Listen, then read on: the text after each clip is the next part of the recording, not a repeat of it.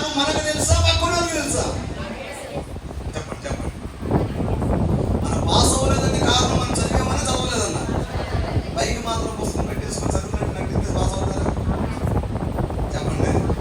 ఇది అందరూ చూస్తాం కానీ పుస్తకాలు పెట్టేసుకొని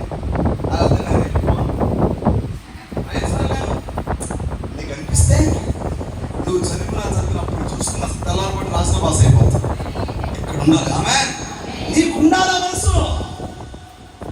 నా తర్వాత వచ్చే తరానికి ఆశీర్వాదకరంగా నేను మార్చబడాలని ఉద్దేశం నీకుంటే నీ పిల్లల పరిస్థితి కూడా దేవుడు మారుస్తూ ప్రారంభిస్తాడు. ఆ ఆలోచన నీకే లేకపోతే నీ పిల్లలు ఎలా పాటిస్తారనుకుంటున్నావు? నాకేంటి పాస్టర్ గారు, మా పిల్లలు పెళ్ళిళ్ళు అయిపోయిన మనవాళ్ళు వచ్చేసి కూర్చుంటున్నామేమో. కుదరదు. ఆమె చెప్పండి. ఆమె కుదరదు. నువ్వు బ్రతికిన దినములన్నీ ఆయనకి లెక్క అప్పచెప్పవలసిందే.